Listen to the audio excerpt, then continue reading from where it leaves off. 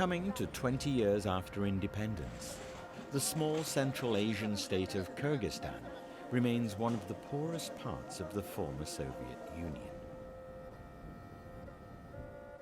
Kyrgyzstan is breathtakingly beautiful in the spring. Long mountain ranges reaching through the forests towards the snow line.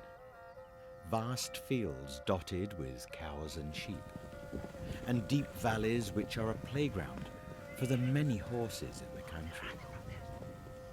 Over 90% of Kyrgyzstan is covered with mountain ranges, where most of the country's 6 million people live. But the idyllic scenery can be deceiving of the people's true plight. Over 1/3 of the people live below the poverty line. Living standards are particularly low in mountainous regions due to the lack of accessibility and long, harsh winters. The reasons for such poverty in a country which is blessed with many natural resources, including gold, is manifold and complex.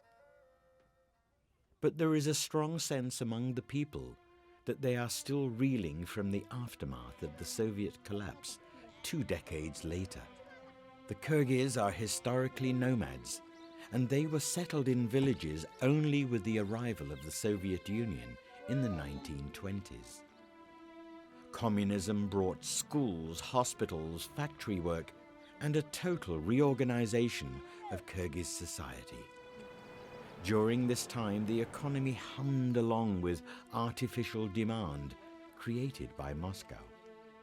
But when Soviet state coffers went bust and independence was thrust upon unwilling Kyrgyz in 1991, the people found there were no real markets for the goods they produced. Factories shut, millions were unemployed, and poverty soared alongside government corruption. Ulan Bakev, who was just finishing school at that time, remembers those turbulent times clearly. He says state property was divided up with no consideration of people's skills. In some places, factory mechanics were given sheep to take care of. In others, shepherds were given tractors, though they didn't know how to drive. Division of state property was arbitrary and chaotic.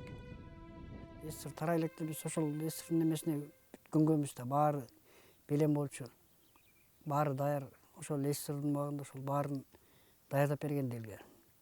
Ал эсир союз тарагандан кийин элге аябай эле оорчулук болду. Мисалы үчүн дыйкан чарбага тарадык. Элдин баягы өзүнө деп малдын баарын бөлүп берди, жердин баарын бөлүп берди. Трактор, техника бүт баары бөлүнгөн элге.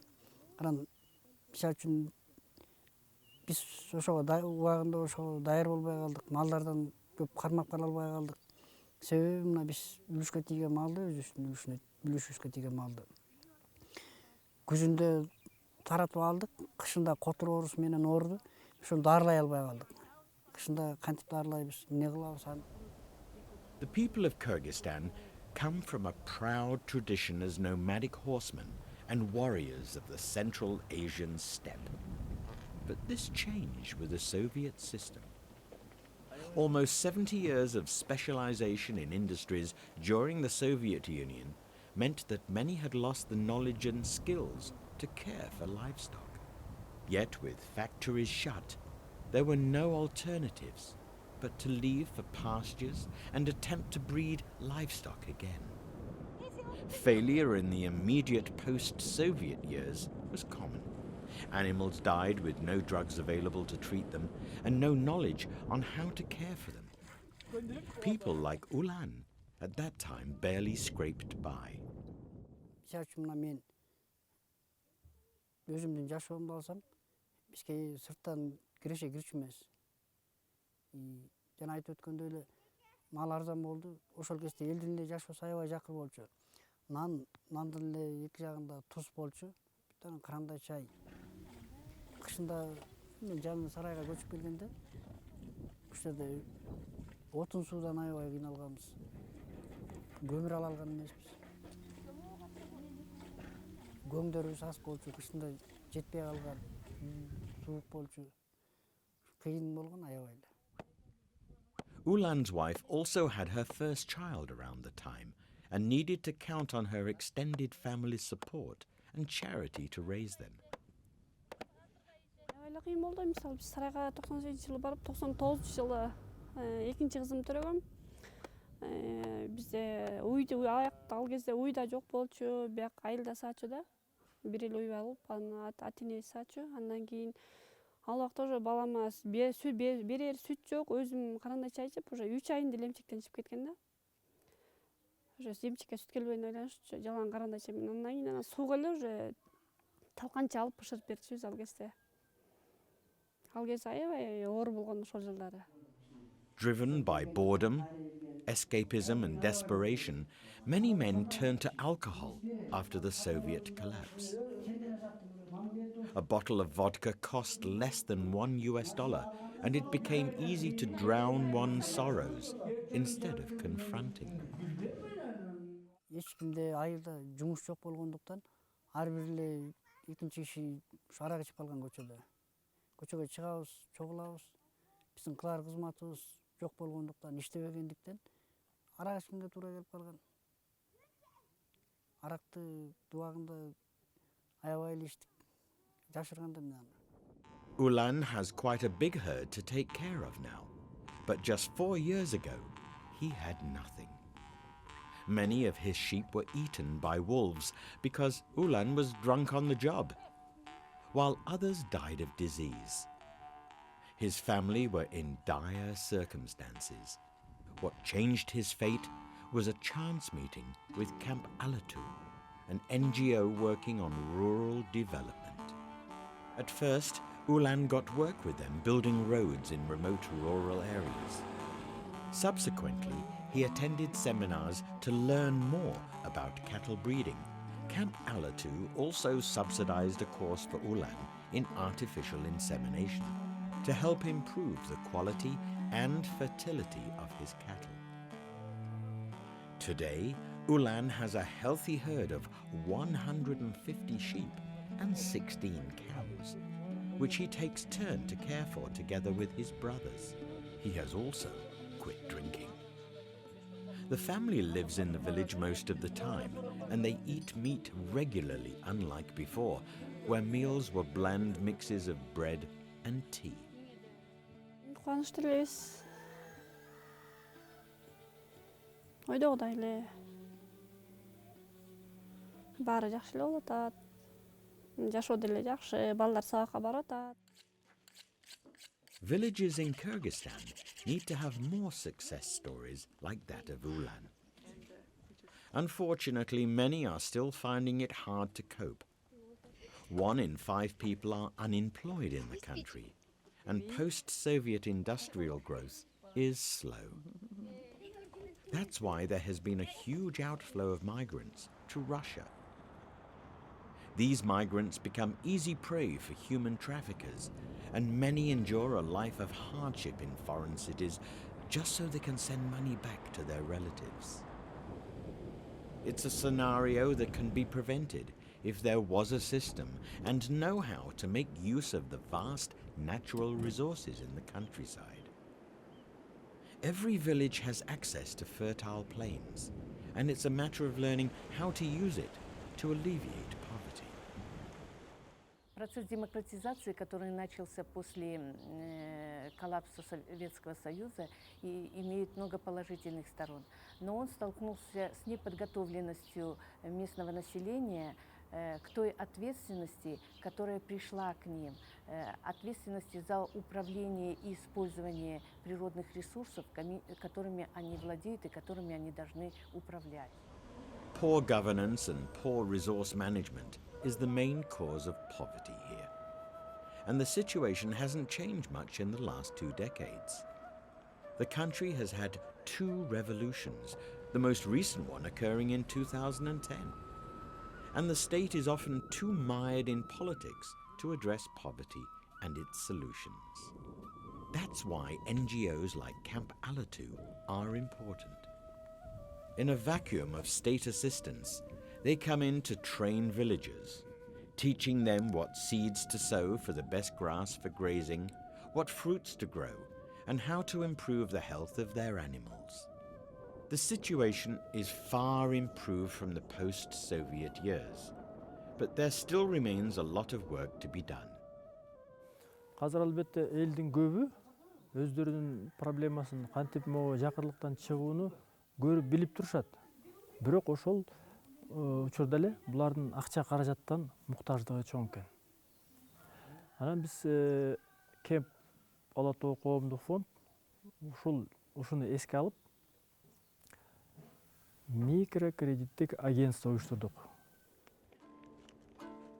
Due to the work of Camp Alatu and several other microcredit organizations, villagers have been able to access credit to purchase seeds or fodder for their livestock. Bit by bit, many are improving their lives. The hope is that this development will keep pace and that the peace will not be broken by the country's tumultuous political transformations.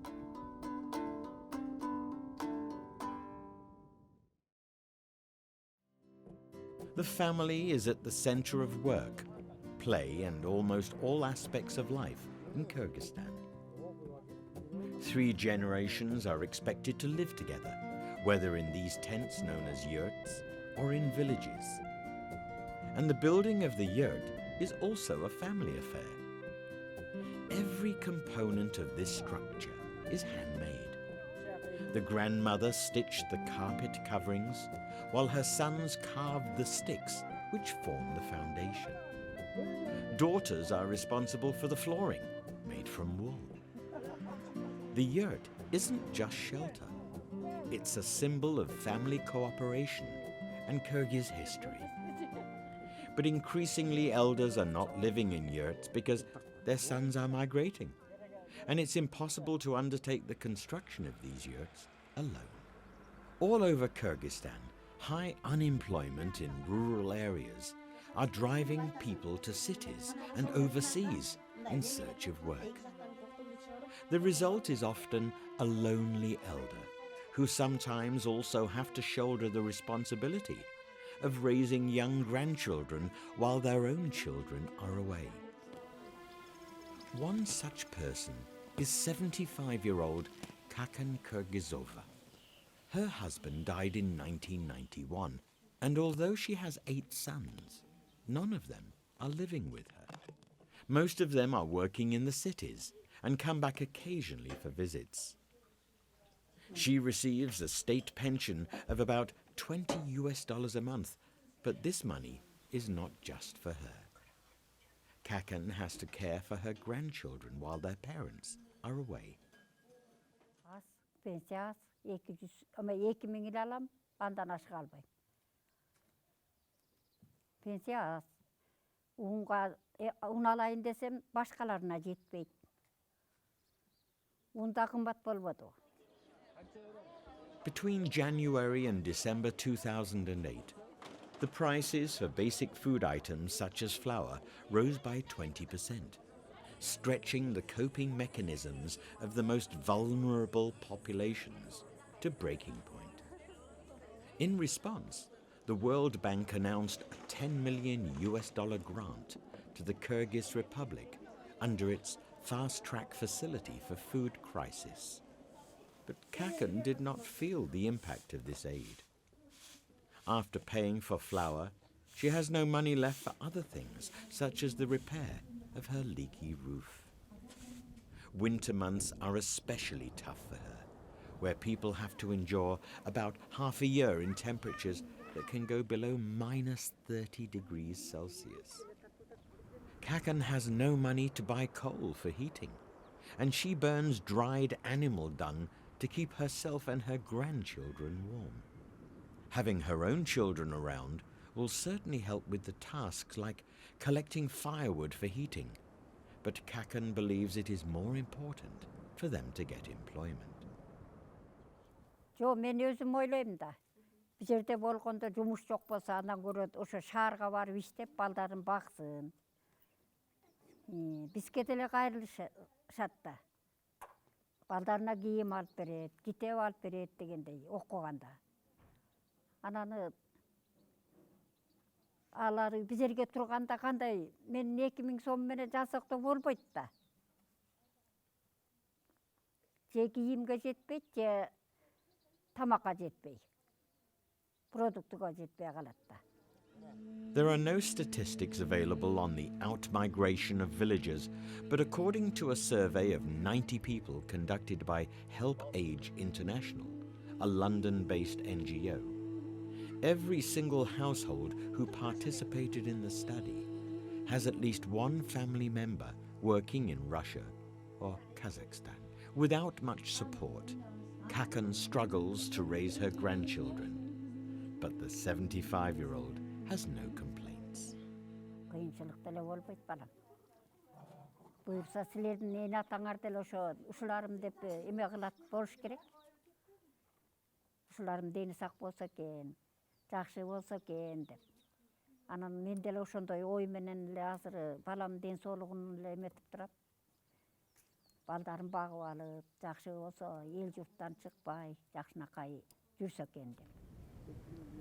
It is not just in rural areas that elders get left behind. The sight of elders living on their own in cities are also becoming increasingly common. The 76-year-old Evgenia Koleskinova has two sons who both left Kyrgyzstan to work in Estonia and Russia. The former schoolteacher now lives alone in an apartment in Balikchi city. Her radio is always on to drown out the silence. Приезжала в 2008 году где-то в конце декабря. Находилась у него 8 месяцев. Вот. Как раз получилось так, что он был без работы. И тяжело было. Но в связи с тем, что я тут кое-что продала, у меня были деньги, мы так с ним прожили. Вот. А потом он устроился на работу, заработал деньги, и мне пришлось приехать домой сюда. Потому что я-то здесь живу, все у меня здесь. Вот. Но я за него сейчас очень-очень довольна. Что он работает, нашел хорошую по душе работу. Вот. Он ювелир сам. Evgenia tries to keep herself busy each day painting, but the loneliness can sometimes be too much to bear, which is why she looks forward to her days at the Day Stay Center for Elders. Here she teaches other seniors arts and crafts. The elders spend their entire day here, singing, sewing and socializing.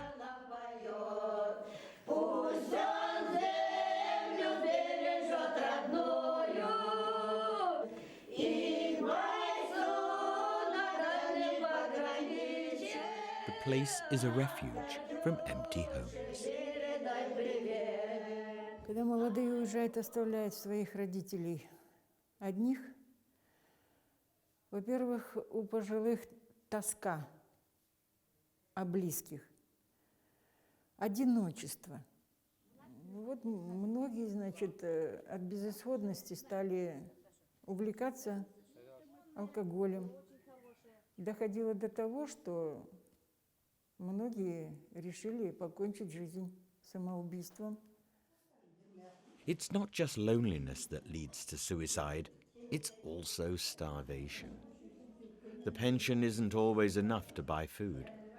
So the centres provide breakfast and lunch to the elders. And since they have come here, the elders have put on an average of 4 kilograms each. The staff say the elders used to waft down their meals in 3 minutes when they first arrived.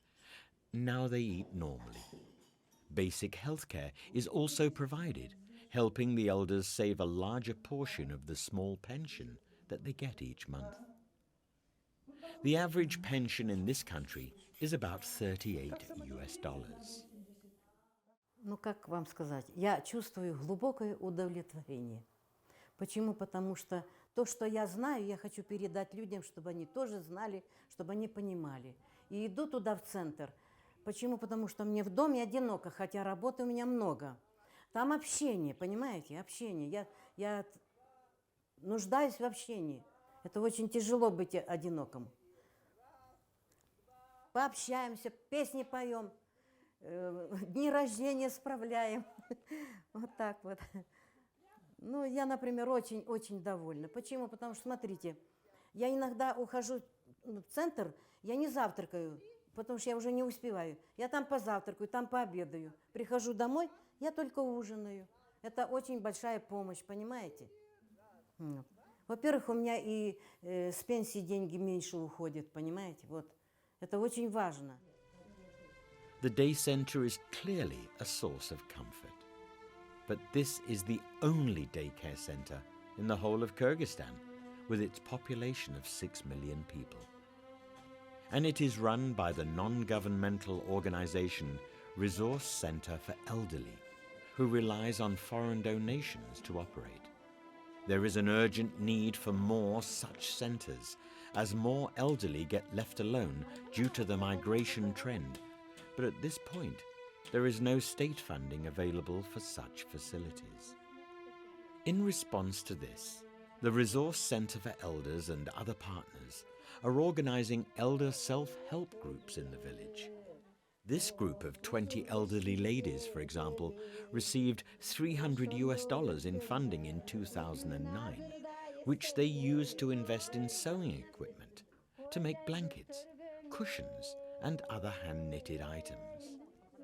These products are sold in a fair and also to resorts, and the profit is then used to purchase things like sugar and flour for everyone in the self-help group. The Resource Centre for Elders has organised a total of 127 self-help groups since 1991. But it believes that for there to be a significant improvement in the condition of elders, the state must bear some responsibilities. На данном этапе наша организация совместно с партнерами продвигает закон о пожилых гражданах Кыргызстана для того, чтобы, как я уже говорила, улучшить качество жизни пожилых людей. В этом законе будут прописаны все права, все льготы и все интересы пожилых людей, чтобы государство могло обеспечить пожилых людей этими правами и всем необходимым, что прописано в этом законе. Этот документ будет просто основополагающим, где будут указываться все обязательства государства по отношению к пожилым людям для улучшения их жизни, для вообще улучшения состояния, положения пожилых людей. Many elders say they cannot help but feel a sense of grievance. They worked hard in their youth and were promised a comfortable retirement in a communist system. Now they have no party to lay claim to. As the youth migrate, it's a hazy outlook for some elders in Kyrgyzstan as they await their final resting place.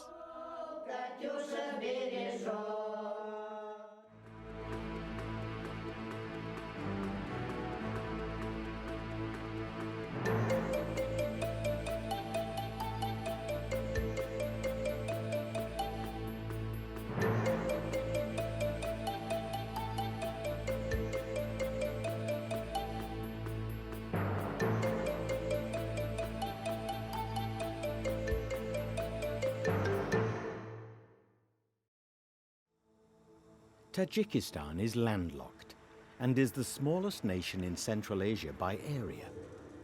It is also the poorest country in the region. One of the main reasons is that transition from a centrally planned economy under the Soviet Union to a market economy coincided with a fierce civil war which lasted from 1992 to 1997. By the end of the war, Tajikistan was in a state of complete devastation.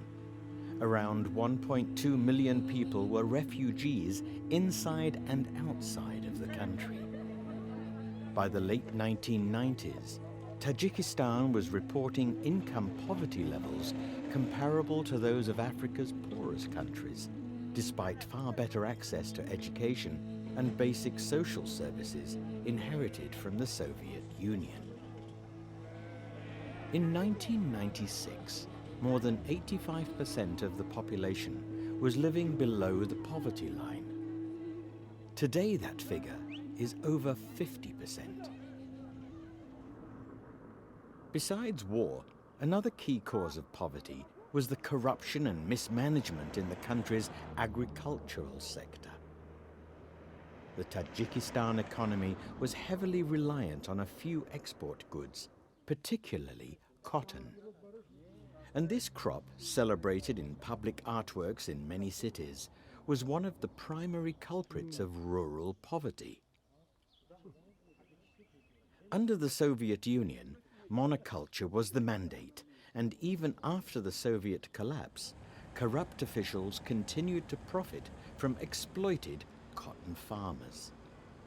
In 2007, Transparency International's Corruption Perceptions Index ranked Tajikistan as 150th out of the 179 most corrupt countries in the world. While officials built palaces and fountains, people like 36-year-old Boturhan Sirabov paid the price. Boturhan recalls how his family was not allowed to plant other crops, even when they did not have enough to eat.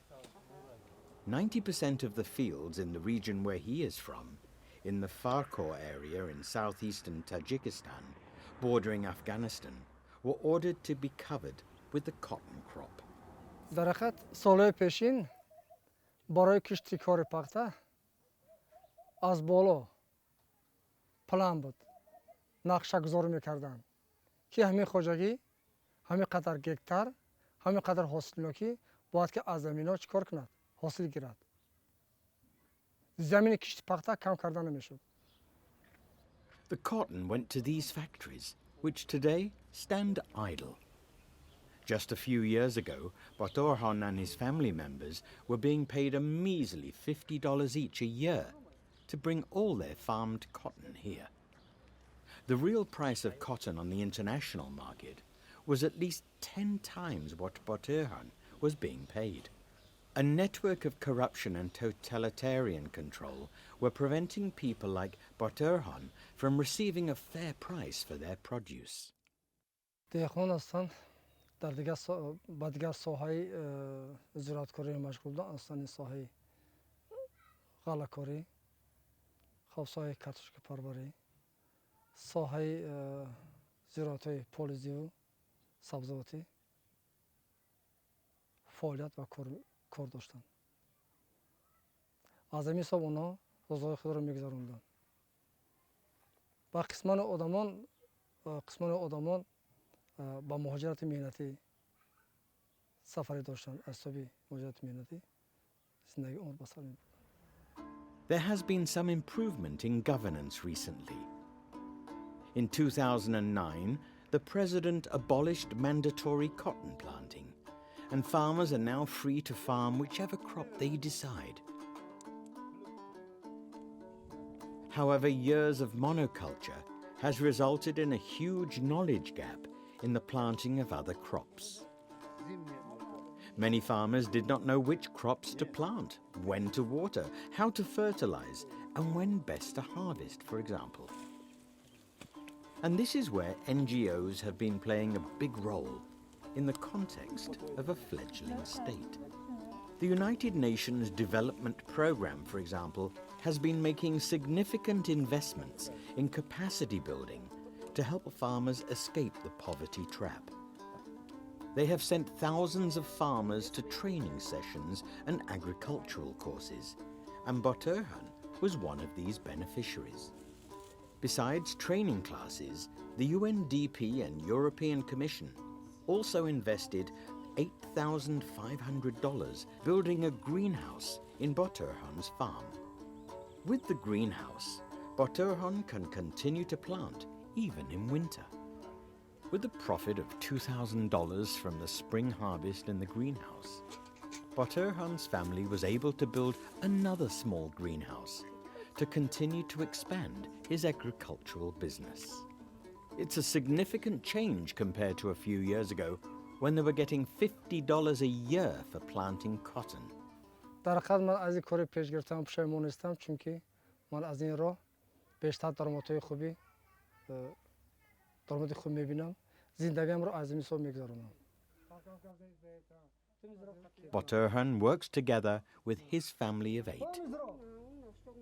He has also been appointed the chairman of the Association of Family Farms in his village. And this means he is tasked to share his knowledge of crop management and greenhouse building with other farmers in the village. UNDP's model here is to train the potential leaders and then have them train their peers, creating a multiplier effect of knowledge sharing. Besides training farmers, another critical element of reducing hunger is to rehabilitate the land. Years of cotton farming has led to significant land degradation in the country. Cotton is the most intensive pesticide use crop in the world, accounting for approximately 25% of all insecticides used worldwide, although cotton is grown on only 3% of the world's farmland. Cotton also requires particularly intense irrigation, and in the past, poorly designed irrigation networks led to massive runoff, which carried the toxic agricultural chemicals downstream to other fields. The lack of funds to maintain the irrigation networks has also resulted in silting and irrigation canals clogged with plant growth. Clogging prevents proper drainage, which increases soil salinity, resulting in a poorer harvest. This in turn pushes farmers deeper into poverty. They find it hard to afford electricity for heating in harsh winter, so they cut down trees for firewood, further contributing to land degradation. Кроме рубки лесов, один из причин деградации земель – это нерациональное использование земель. Нерациональное использование земель со стороны землепользователей. Это чрезмерный полив земли водой, который в результате получится водяной эрозии почвы, несоблюдение севооборота. У нас в основном, в частности, в одном земле продолжительные годы сеется хлопчатник. В результате не производится севооборот. В таких случаях тоже получится деградация земель.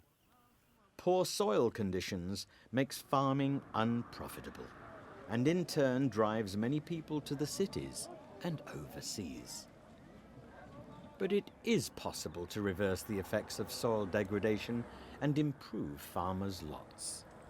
The land where Said Muhyiddin Eshonov and his family of 30 used to work on used to be degraded land, but this changed after an irrigation project.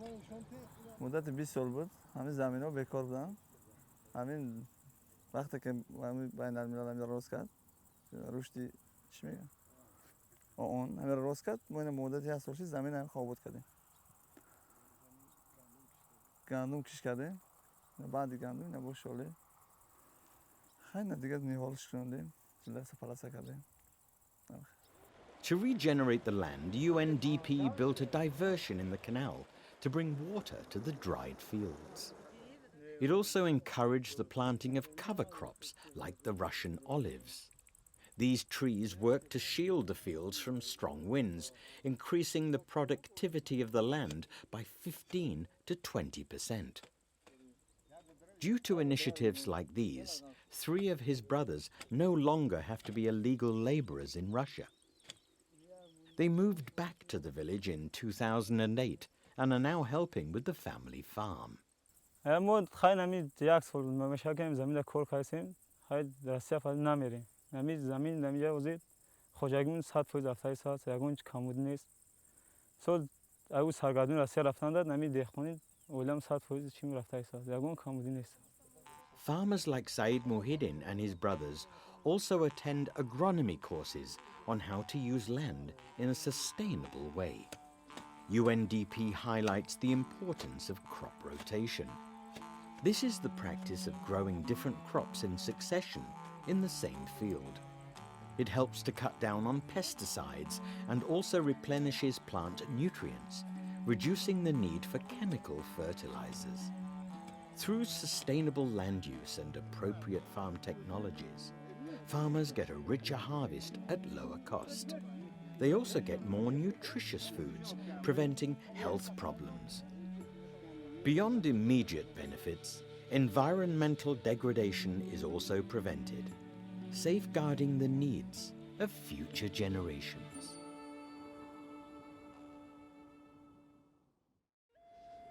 Walking one's goat on a weekday is not uncommon in Tajikistan with its high unemployment rate. Unable to find jobs, an estimated 1 in 3 of the economically active male population in Tajikistan has emigrated overseas in search of work. The result is a disproportionate number of women and children to be found in the villages and fields.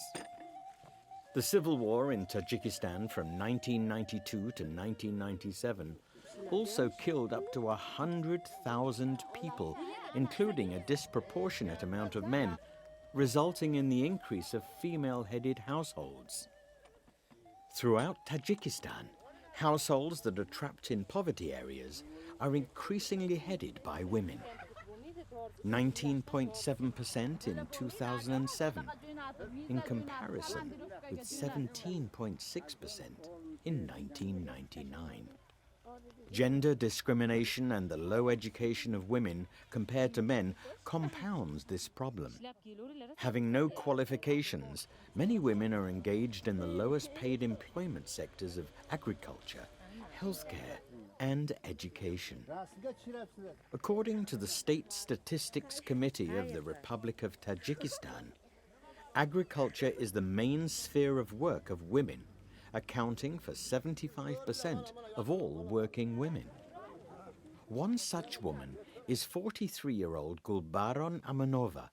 After her husband died in the Civil War, she struggled to feed her 4 children as well as her in-laws. وقتی که شوهر من گذشتن سالهای 89 سال من خودم 4 نفر قطع ماندم. خیلی مشکلی بود به شوهر همه مشکلایی کشیدم.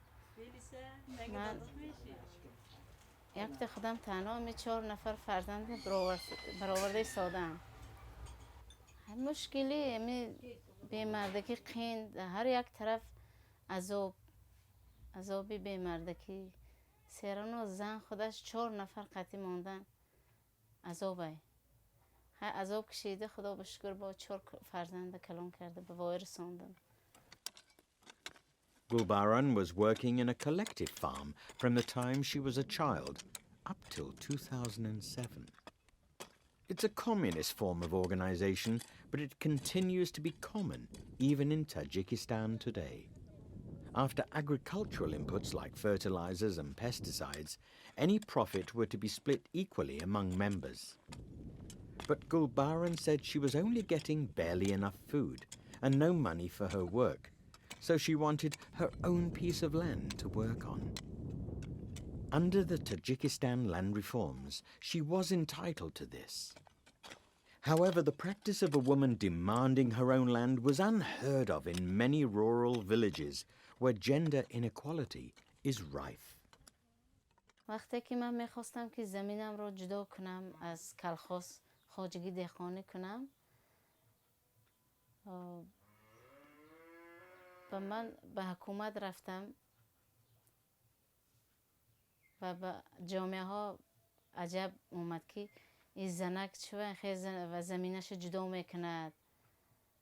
من برای مجبور شدم و خودم زمینم را جدا کردم برای که خاطری 4 کودکی خود را به حضور برارم. و یا به من سوال میدادن که تو چرا زمینت را جدا میکنی؟ اگر من زن بودم برای من همیشه سوال دادن. من مجبور شدم که زمینم را جدا کنم 4 نفر فرزند خودم را برارم. به من وزنی غلطید سوالی می مردا.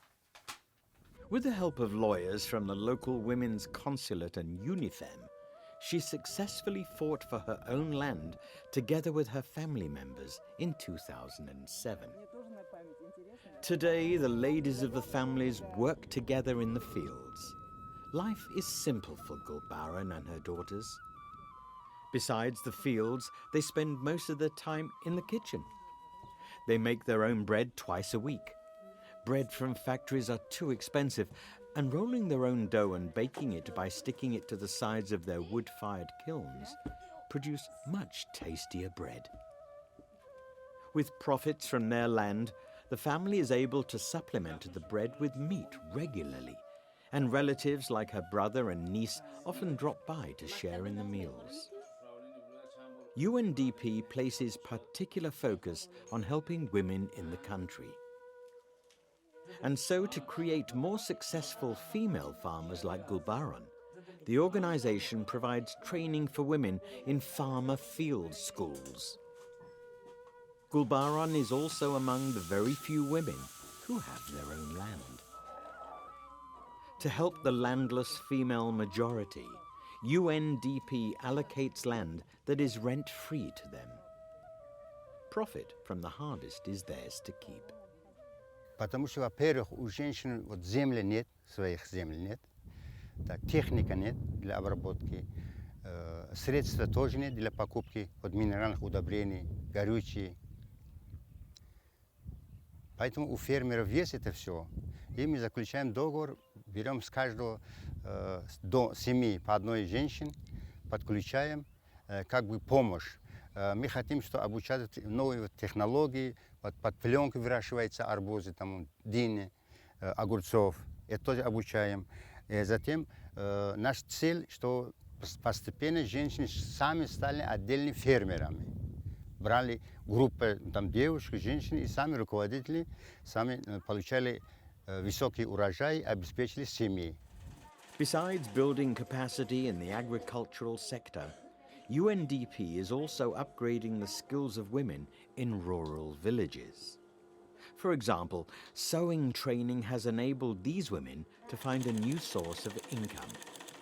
This is particularly important for those whose husbands have migrated and are having difficulty working in the fields on their own. Мой муж в Москве побывал, в Москве 10-й год. Почему он бывает в Москве? Потому что жить-то надо чем-то, да? Он работает ветеринаром, фельдшером-ветеринаром, но в данное время, как у нас дети растут, надо обучить их, поэтому он уехал туда. Together with 15 women from the village, Mailuva Mirzomatova attended sewing classes for 3 months, which was fully subsidized by UNDP. After the sewing class, the women taught other women in the village what they learnt, and in 2009, a group of 23 women took a microcredit loan to establish their tailoring business. They purchased machines and textiles and got to work making clothes, blankets, pillows, and wedding outfits. The women were able to pay back the loan within a year, with a profit for everyone, and reinvested a sum to continue expanding their business. Это бизнес лучше, потому что раньше не знали, ехали за 3-4 суммы туда и обратно, а сейчас нормально, в одном совхозе приходят, не надо деньги платить, приходят, шьют, готовят, все делают, и с каждой подушки остается по 5-6 суммоний. Это нормально, остается для себя, что выгодно остается. To solve the problem of feminization of poverty, the men have to be targeted too. And that's why vocational training courses for men are necessary to equip them with the skills to help them build a business or find work. Due to limited state resources, UNDP has been funding the development of such training projects. حدود جماعت غلبه در ناحیه فرخار در قسم جنوبی ولایت ختلان قرار گرفتگی است و از یک طرف با جمهوری افغانستان ما همسرحد هستیم. در حدود ناحیه ما همین خیلی کورس های کسب آموزی خیلی کم هست. جای های نوی کاری هم قریب که نیست. بنابراین مقدار زیادی جوانان бекор мемонанд ва кас аз худ карда наметавонанд. Бинобар ин дар мувофиқи ин лоиҳа мо зарур донистем ки дар ҳудуди ҷамоат якчанд курсҳои омӯзиширо ташкил намоем. After going through the training, these men are able to find work building houses within the village instead of emigrating as unskilled labor. Through productive employment, risks of radicalization of the youth from extremist forces in neighboring Afghanistan are also mitigated. پیش از این کسبه رو انتخاب کردم من کسبه رو نمیدیدم ما در کوچه میگشتم در بکار ما میگشتم و این کسبه رو که فهم آوردن گفتن که به من این کسبه رو شکردم بعد اومدم این کسبه رو انتخاب کردم با من خیلی معقول با من جدی خیلی مهم اول اومدگی من خیلی دشوار بود این کسبه وقتی دیدم که کار نوآوز می با من این کسبه رو دیدم کار کردم و این را با خودم انتخاب کردم من 2 سال میشه که این کسبه رو دوام دادم از این کسبه خیلی شادم من از این کسب من این خیلی درد ریزه برآوردگیم بغیر از این کریشه زدگیم. Instead of migrating, Dishot now works in the village building houses. He is saving money to get married and have children. He is optimistic about Tajikistan's future. And his view is shared by many. Tajikistan may be the poorest country in Central Asia, but its streets are often filled with laughter these days. Many in the country agree that significant strides have been made since the end of the Civil War in 1997. There is now a sense of optimism in the air, a can-do attitude about the people who believe that bad times have passed, and it is mostly sunshine and fair weather ahead.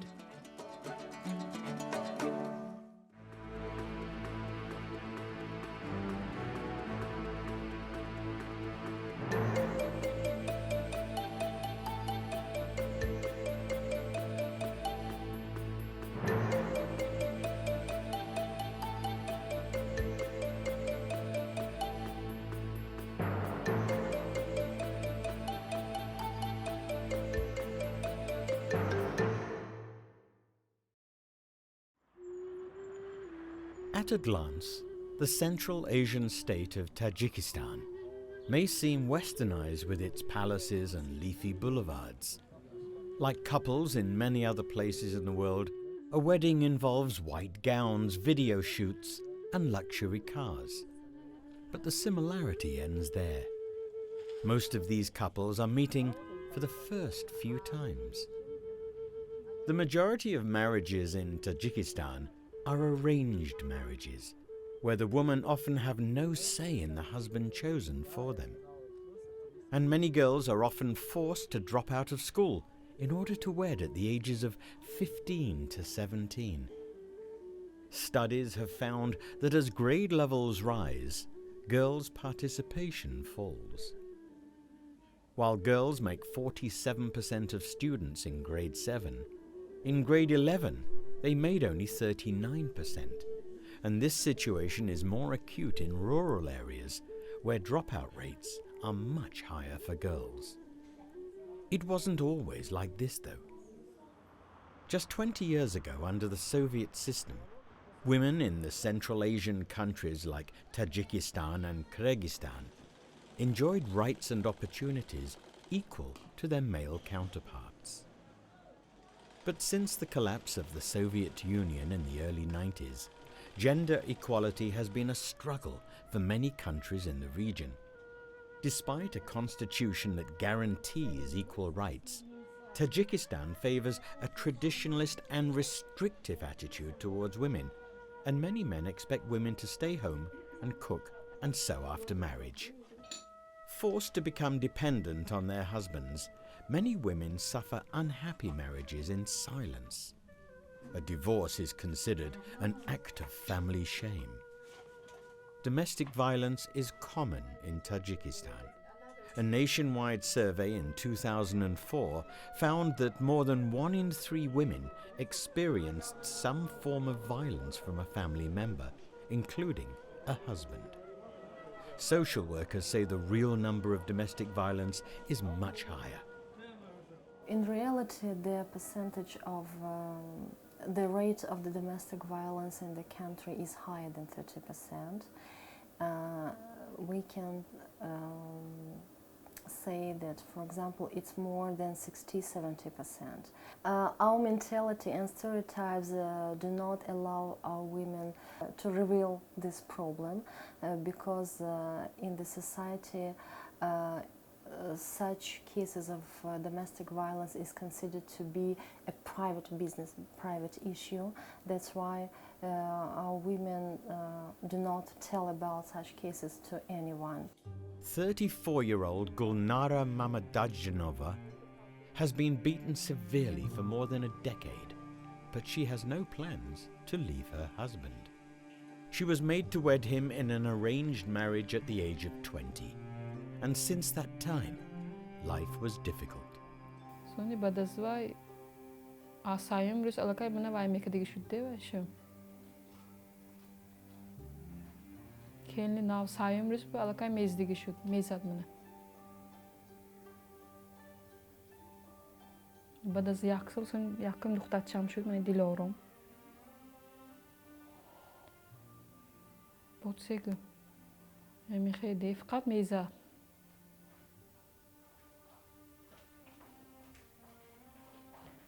Soni sol nazor nüstünde udaşanda düğüm duxtatcham shud. Emi khey yaxel faqat vay mekat amak pochom odumi nas budan vay mekadan ki vay kun ma onca yosh budam de kun.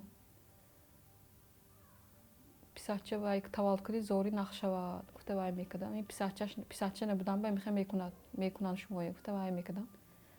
Soni alijon shud 2001 این بتر می شد این بتر میزدگی شد دو بار زده دستم شکست چند بار میهم وای کدی زده کفوندگی من اینجا مدلی شرمشه. Gulnara's complaints to the police and her family members fell on deaf ears. In Tajikistan, a woman is expected to be obedient to her husband, and many policemen would consider Gulnara an equally guilty party in the beatings because she was disobedient to her husband. Her own family and friends accepted the beatings as normal. More than half of the women surveyed by the Tajik State Statistics Committee say a man can hit his wife if she argues with him. With 2 children and economic dependency on her husband, divorce was out of the question for Gulnara. Most of women are housewives, they have children. That's why they are afraid to be alone. They are afraid of being divorced. And because when they divorce, they need to feed their children because their children need to be educated and they cannot afford themselves. Also, they have nowhere to go.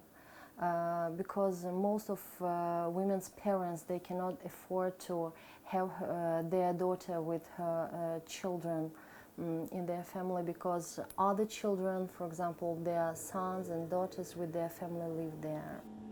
But in 2009, Gulnara's husband left her.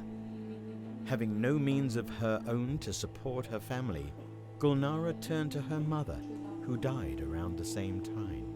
بعد از بابام گذشتم بعد من بگند خیلی شد هم بابام یاردم میکرد من به سونی وای همون زنک من خیزید اکوار دور از به خونه خالی کنی گفت من کو اینجا ایجا کار نمیکردم یکدم بازاچی کم کار میکردم نونم یافته میخوردم دی سونی دیگه جا رو هم گم کوارتیر پولیا قیمت شهر به دور از به خالی کنی گفت وای خونه نمیشه اون انجام تو من آینه گرام میخورم گفت آوا یا گلوای کدام نشود دور از به خالی کدام گفت. Gulnara says her husband may have been abusive, but at least he paid the rent. Without his support, she had nowhere to turn to. ام کوچی یاگ ما خورفتیم خونی یک تا همسایه اگر اتشون ب Saharbe me dute bachche me rafte bozuchi meshtam shabomdam bol khadba khon meraftim son chand bor idorho raftim murojaat kardam hukumat be vayba hamash be raftam yagon tashvay nakat soni prezident be yakte maktub kardam ke mikhem man ko'ch rafte gashtiyam yagma esi ne soni injiva markaz ba umdam khayrat iho bdas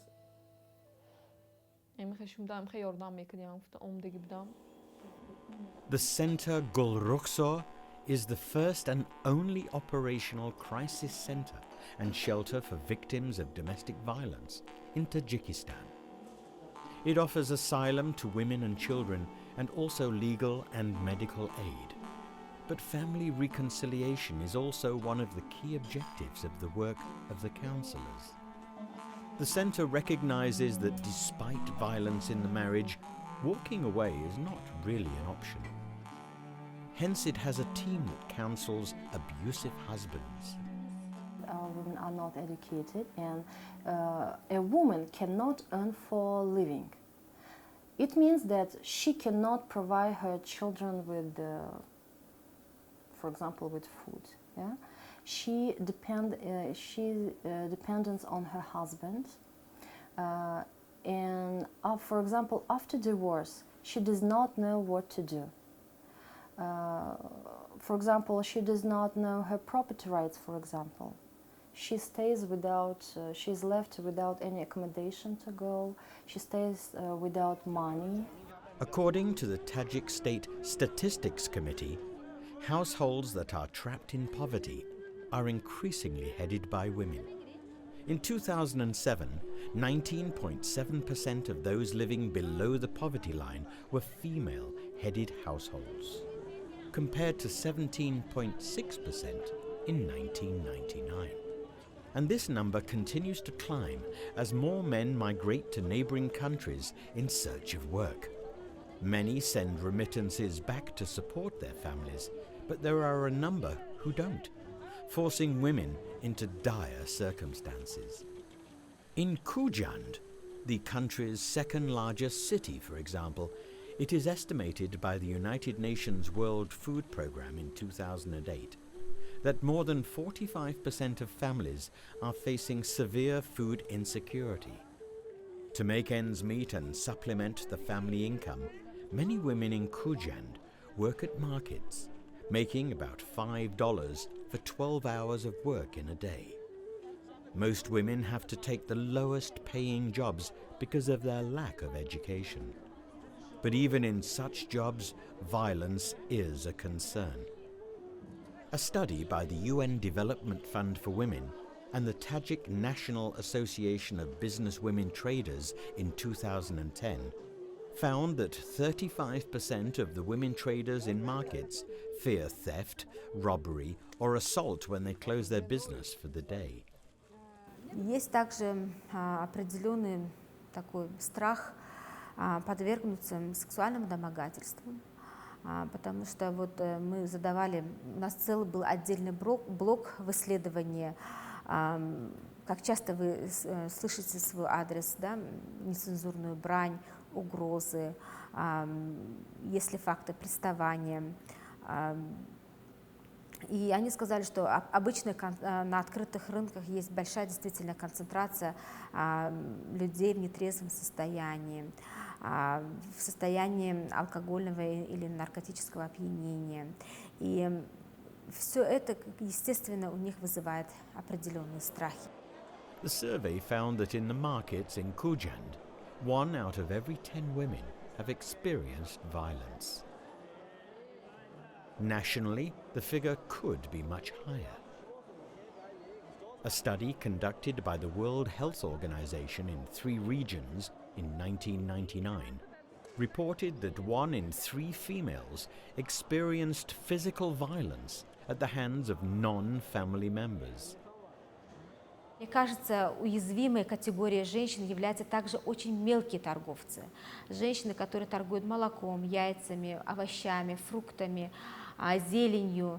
Это сезонный вид деятельности для женщин. Так как это сезонный и очень микроуровень, многие из этих женщин не имеют своей регистрации. Они не получают патенты.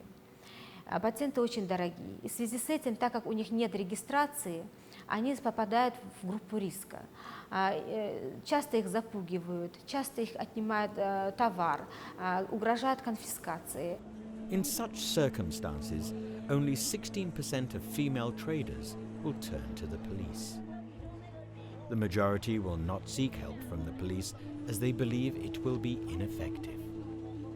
In fact, in some cases, it is the authorities that are the cause of problems for female traders. Like many others, 40-year-old Naema Boboyeva used to cross the border from Tajikistan to Uzbekistan to purchase goods to resell in the Tajik market. Being uneducated, market trade was her only option to combat poverty at home. But the job was poorly paid, particularly after payoffs made to customs officers. Когда уже мы после покупки приходим, уже у нас денег не остается, вот там у нас бывают проблемы. Уже мы на все деньги купили товар, только за дорогу. На дорогу мы оставляем, и лишнего у нас не бывает. Вот там начинаются у нас проблемы на таможне.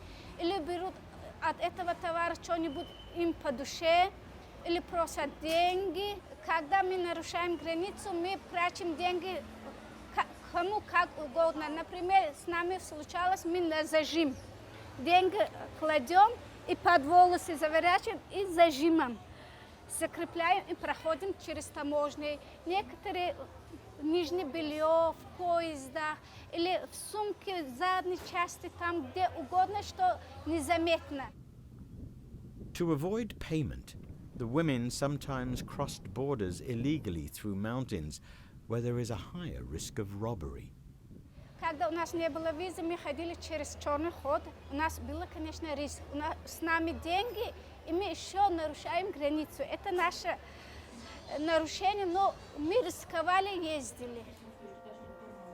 To tackle the problems faced by female traders, UNIFEM in Tajikistan will be collecting more information on the specific risks women are exposed to. They plan to work with the state, police, as well as market owners to address the issues and put in place action plans. The initiative is part of the global program called Safe Cities Free of Violence Against Women and Girls.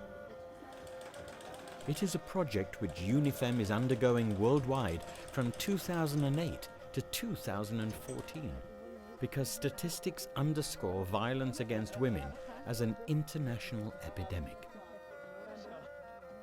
In Tajikistan, the situation could not be more pressing. But UNIFEM here is optimistic that strides could be made. То сегодня уже люди, узнав свои права и изменение отношения правительства к фактам насилия, стали как бы больше уделять внимание этим вопросам. И я полагаю, что если будут работать полностью все механизмы, записанные в законах, соблюдаться будут законы, и мы поднимем уровень правовой культуры населения в отношении своих прав, особенно женщин, то гендерное равенство будет продвигаться с лучшими успехами. UNIFEM is also working with a council of Islamic scholars, also known as the Ulems.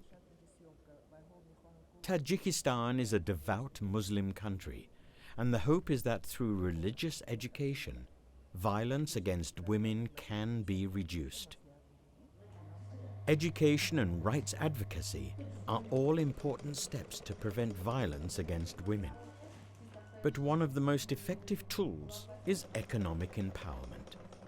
By helping women become successful entrepreneurs, it slowly changes the stereotype of women as hapless housekeepers and second-class citizens.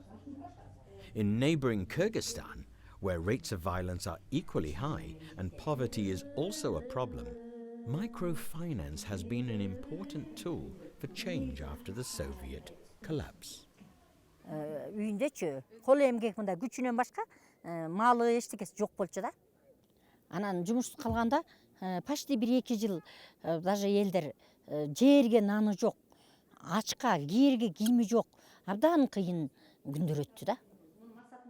Alcoholism among men soared in the post-Soviet years, and it was during this time that Jambi and a group of 6 women decided to take action. They first started trading in the market. Then they took a microloan of $1,300 from the Asian Development Bank to supplement what they saved and purchased 6 sheep. With the sheep's wool, the women organized themselves and made carpets, cushions, and blankets to sell to others in the village. The sheep also had lambs, and within 2 years, the women were able to repay the loan with a 15% interest rate. The solution sounds simple, but in reality, it was an uphill task for the women. Many husbands didn't want their wives participating in the business, but the women insisted. Мындай негизи эле ушул коомдочу мындай кыйынчылык мезгил болгондо аялдар күчтүү анан эне болгон үчүн баласы үчүн чыдамдуу болот экенбиз да. Эне болгонубуз үчүнчү.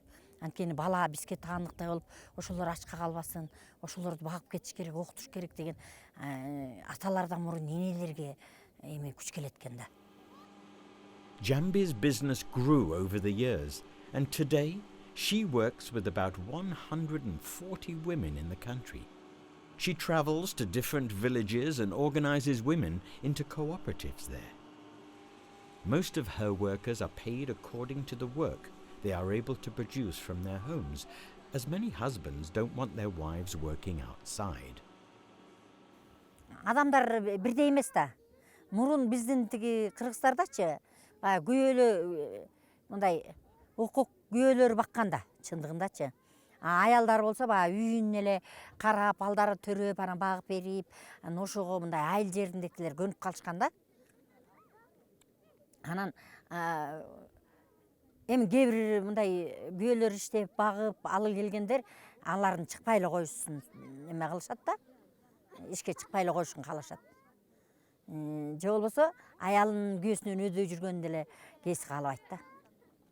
Азыр почти менде 50% уруксат берилет. Анан 50 болсо жана үйүнөн иштегенге анан балдарына кара, мындай майда балдар бар болот да. Жумушка келип кеткенге алар менен келе албайт да, балдарына карап, анан үйүнөн иштеп беришет да. But it is not just husbands who prevent women from taking up jobs. Other women also have a part to play. 26-year-old Nazira Kadirakulova, for example, has not left her house in a few months. Her husband died, and according to Kyrgyz tradition, her mother-in-law insists she cannot step outside for 2 years. This is a common practice in rural Kyrgyzstan when men in the family die. Nazira is also not allowed to be interviewed, as she is in mourning.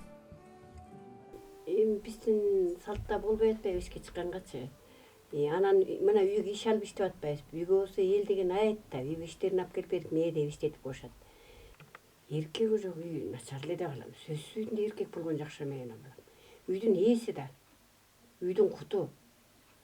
Аял деп алам мен кысарлы. Башың булутка жетсе деле аялсың балам. Nazira and her baby depend on her mother-in-law's pension of $20 a month.